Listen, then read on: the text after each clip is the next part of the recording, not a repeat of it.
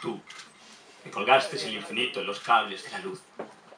Que tus ojos fueron planetas, donde una vez corrió el agua. Tus ojos rojos de Rita Hayworth, que ni John Wayne ni John Ford podían detenerlos. Tú, que fuiste un cazador enamorado de sus presas. Un ángel desplumado, un corazón abierto bombeando aceite y luz. Un surco, un pezón sin recompensa. Una luna en el jazmín. Una princesa con las piernas abiertas, que tendrá la princesa en la boca que no piensa. Tú que quisiste ser Shelley enamorado, que secaste los abismos para sacar de los infiernos una sola lágrima, que surfeaste en las horas más altas esperando que un golpe del destino te enseñara el camino. Tú que contabas las gotas de rocío que faltaban para llegar la mañana, que decías que te faltaba su piel en lo más hondo para trazar con sus ojos el cuadrado perfecto.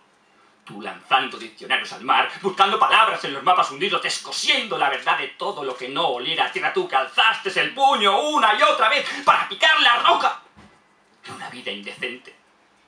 Ahora te miras sobre la foto de una madre muerta. Colgada de las perchas estará la verdad, hijo mío. Vendrá la muerte y te encontrará dormido. Nunca, nunca Neruda fue el mar.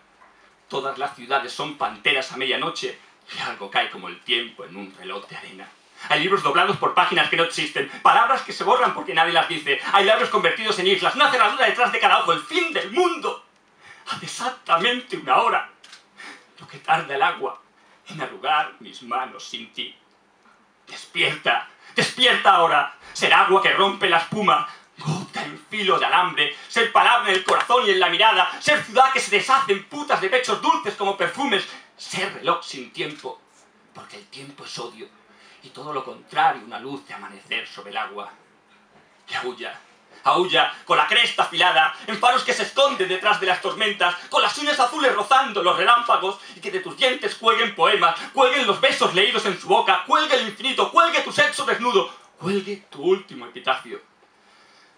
Al otro lado de todo y contra mí también, vendrá la muerte.